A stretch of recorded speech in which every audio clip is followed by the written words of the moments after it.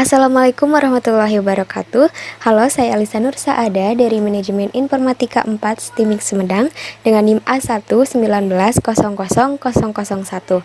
Di video kali ini kita akan membahas seputar hukum nih mengenai hak kekayaan intelektual, termasuk hak paten dan juga hak cipta, mengenai definisi, kemudian perbedaan, contoh pelanggaran HKI di bidang teknologi informasi, dan yang terakhir kita akan membahas mengenai e-commerce dalam kaitannya dengan hukum bisnis.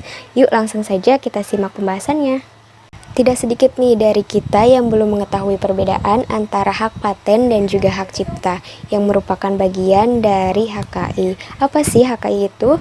HKI dilansir dari laman hki.co.id merupakan seperangkat hak eksklusif yang diberikan kepada seseorang yang telah menghasilkan suatu ciptaan dari hasil buah pikirannya, baik berupa produk, karya, jasa, ataupun proses.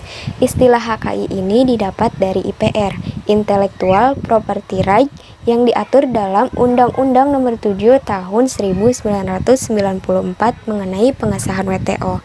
HKI dibagi menjadi dua, teman-teman. Yang pertama adalah hak cipta, dan yang kedua ini adalah hak kekayaan industri, di mana di dalam hak kekayaan industri ini ada hak paten, hak merek, hak desain industri, dan hak lainnya. Kali ini saya akan membahas mengenai hak paten dan juga hak cipta. Kita masuk ke pembahasan yang pertama mengenai hak cipta.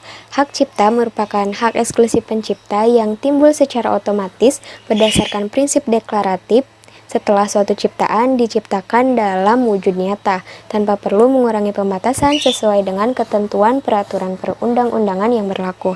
Sebetulnya pencipta ini tidak perlu mendaftarkan karya ciptanya ke lembaga manapun karena setelah ia menciptakan suatu ciptaan secara otomatis akan mendapatkan hak cipta.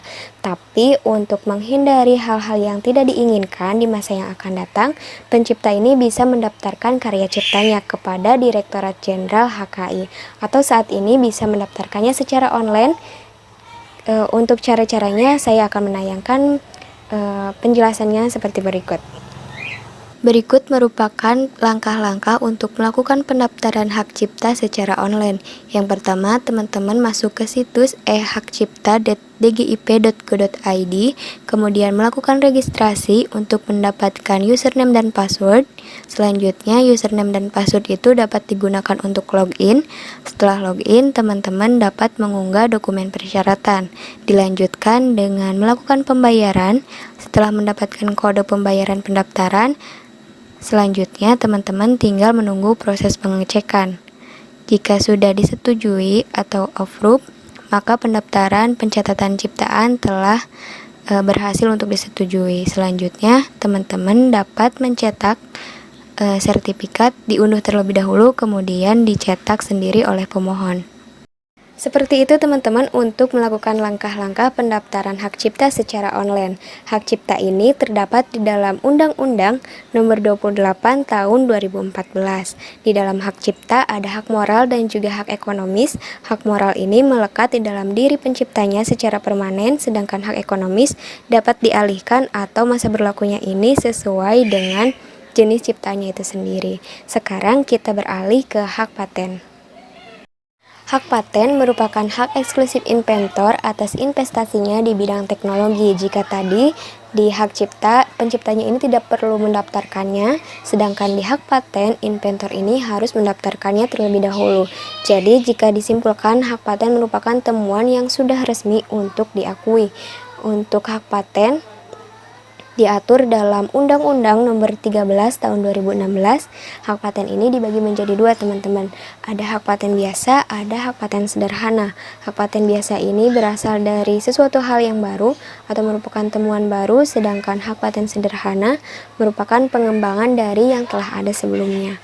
Masa perlindungannya untuk hak paten biasa ini 20 tahun, sedangkan hak paten sederhana cuma 10 tahun. Untuk tujuan dari hak paten tentu saja untuk menjaga agar hasil invensinya ini tidak diakui atau dijual oleh pihak lain. Sekarang kita beralih ke contoh.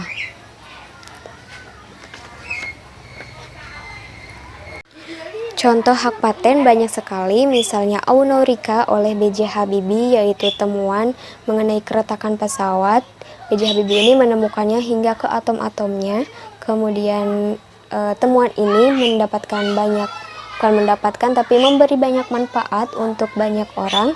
Misalnya untuk mengurangi kematian, mengurangi biaya perawatan pesawat, dan banyak sekali manfaat lainnya hingga temuan ini dipatenkan menjadi milik B.J. Habibie. Kemudian contoh lainnya misalnya di teknologi ada slide to unlock dari Apple, fitur geser layar untuk membuka layar kunci di handphone dipatenkan oleh Apple, meskipun saat ini banyak sekali kita temukan di produk lain selain Apple. Untuk contoh hak cipta banyak sekali, apapun bentuknya berasal dari buah pikiran penciptanya, misalnya dari buku, lagu, musik, kemudian pamflet, desain karya tulis, ataupun program komputer, dan lain-lain.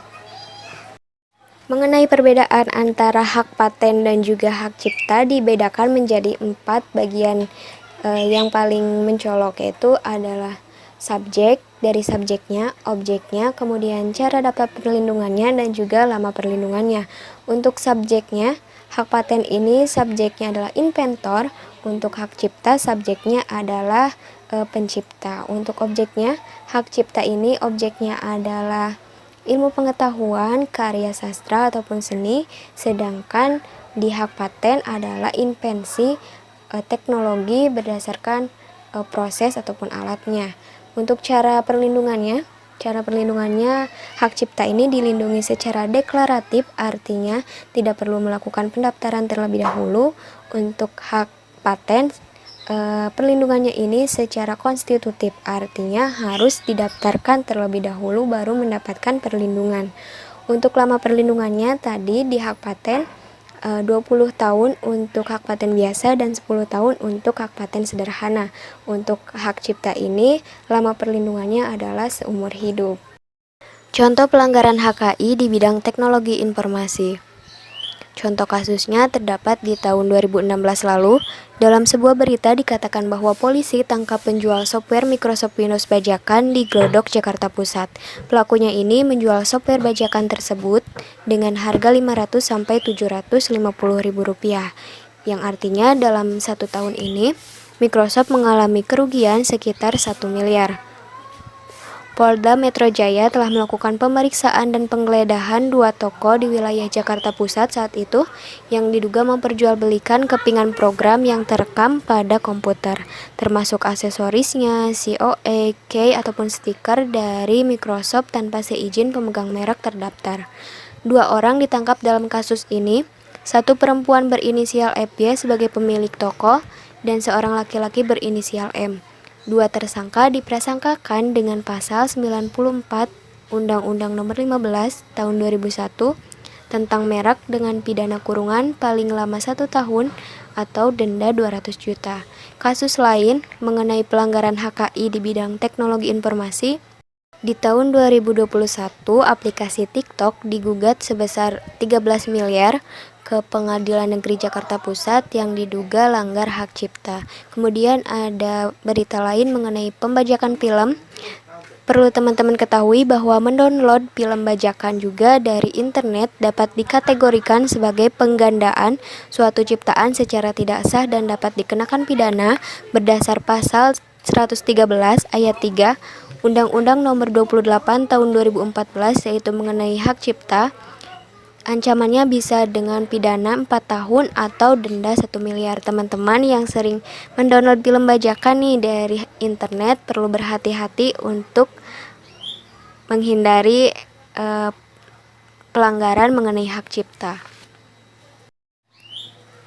Pembahasan kita yang terakhir adalah mengenai e-commerce dalam kaitannya dengan hukum bisnis. Yuk langsung saja kita simak pembahasannya.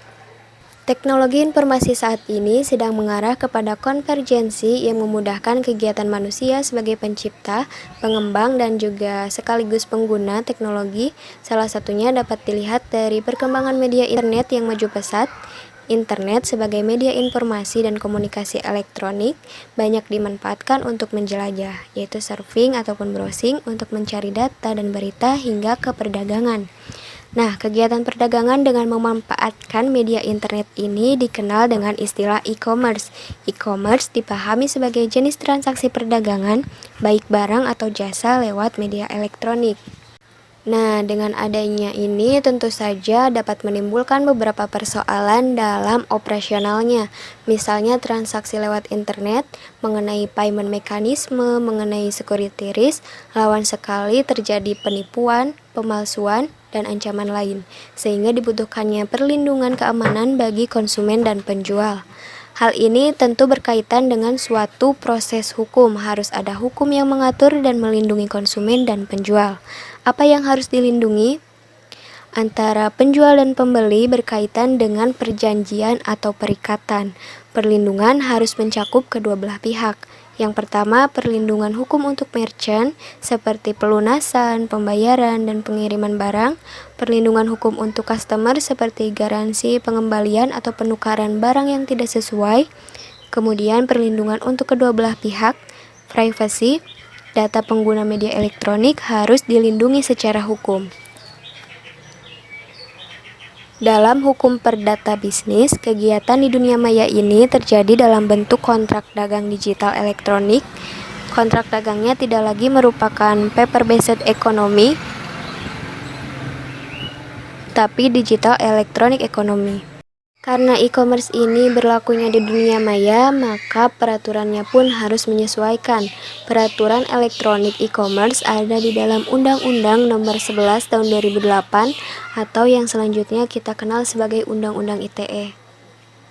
Terus apa kaitannya antara e-commerce dengan hukum bisnis? Tentu saja ada kaitannya. Tadi telah disinggung soal KUH Perdata. E-commerce berkaitan dengan hukum bisnis karena hukum bisnis sebagai bentuk perlindungan keamanan bagi konsumen dan penjual di e-commerce.